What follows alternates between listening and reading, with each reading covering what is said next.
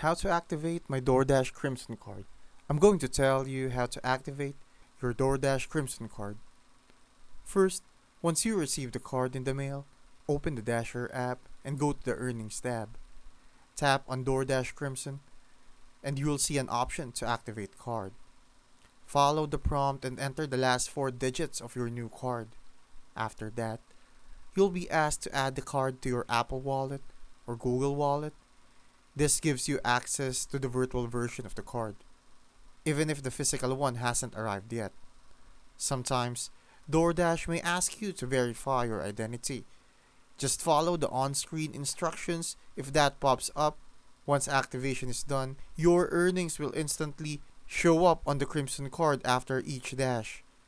You can use it for purchase, ATM withdrawals, or even cashback at select stores.